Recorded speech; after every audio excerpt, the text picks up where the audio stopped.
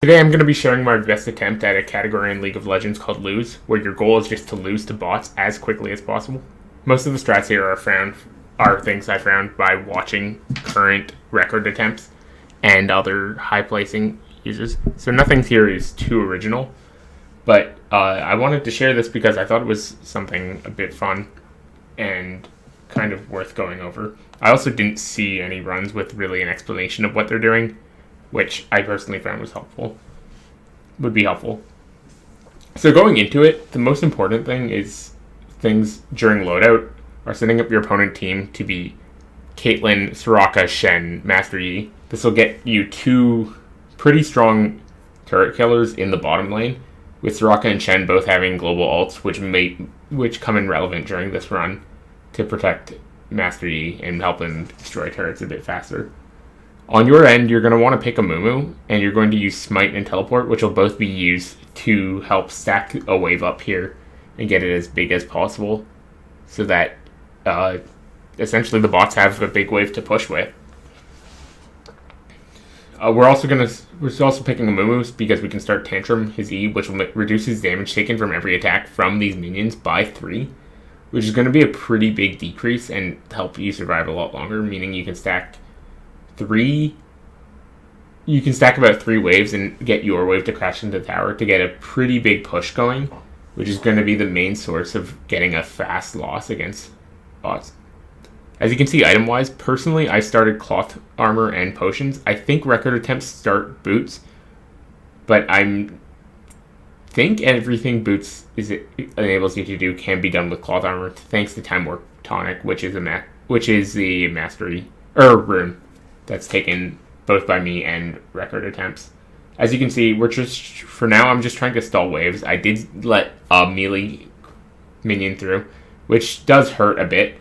Probably cost a bit of time, but still not enough to make it not worth it, since this is the best run I was able to have after a few attempts. And really, at this point, we're just trying to grow a wave and make it as big as possible. We do eventually need to move down here to the next tower, because this will give us access to healing from Smite via this Gromp, while we move back and forth, just trying to stall this wave as much as possible. The primary goal, from my point of view, is getting this wave to crash in. That auto attack against a minion is going to reduce tower shots for it to die by 1, which does hurt a bit, but the main thing we got was that this wave did start crashing in. As you can see, some of the red melee minions did leak. I wasn't able to catch them all, so a run could be improved just by getting a bit better of a catch on those minions going down. And at this point, that's kind of the main point of the run. I'm just trying to creep block here as best as possible, slow down the creeps just a tiny bit, because the longer the blue creeps take to get to the enemy base, to get to the wave, the longer the AI will be attacking towers, dealing damage to things that I really want them to take down. Teleport is also going to come in handy here when we see the cannon minion wave, because that'll let us do an extended block on this cannon. I actually get a really good block on this cannon during this run. I'm able to move it back quite a bit. As you can see, it's already moving back into the casters. Keeps getting pushed back. It's behind 2 of the casters at this point. I think I probably teleported a bit late, but I wanted to extend this block as much as possible. This teleport here, as you can see, the cannon's really a big important one because it deals the most damage and has the most health. As you can see, I think I go a bit forward. I think that's what makes Master Yi come back and try and attack me. Not going to ruin anything, but does slow it down a bit. And at this point, I've done kind of all the main things that matter from a player's perspective. And the goal is just to make sure the bots take out towers as efficiently as possible, which is going to mostly come down to preserving their waves. So I'm just sitting around while they're destroying that tower. The next thing I'm looking for is just holding this wave here. Don't want it to crash into this tower before that other wave goes, which would let it take a bunch of free stuff. So we're just going to let the wave grow just a bit more. Also give a bit of golden experience to the bots with the death.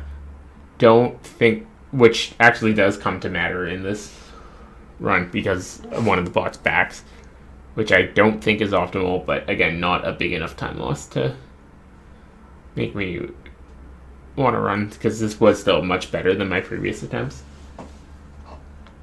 And it's a time that I'm at least happy with. As you can see, I'm just trying to block creeps again, and not doing as well on that minion wave. Backing off, making sure the bots don't really get near me, because I often see them changing aggro if I get too close. And we're just going to let them keep pushing. And again, hold the wave here, just trying to stall it a bit, let the next wave come. Not wanting to get the wave under tower. As you can see, Caitlyn got both of those kills here, which I think combined with her minions was enough to make her decide to back, just to buy, since she can get a Noon Quiver and Noon Quiver, boots, and the crit cloak here. I think this does hurt a bit because it takes her a decent amount of time to get back to the tower, so even the extra damage from the Noon Quiver I don't think really makes up for it, but she does eventually get back to bot lane to help with the push before routing some weird path. I wasn't quite sure what she was doing. She goes through mid first. And you can see I also use Unsealed Spellbook to switch to Flash here. As far as I can tell, I've seen this on some runs, and it seems to be for some AI manipulation for Master Yi bot, because when you don't run Flash, he seems to just decide to die to Nexus turrets, which obviously isn't ideal when we're trying to lose as quickly as possible. So that Flash is going to come in handy for some AI manipulation when they get to the Nexus turrets. Until then, I'm just trying to stall waves a bit every time they spawn, see the inhibitor go down.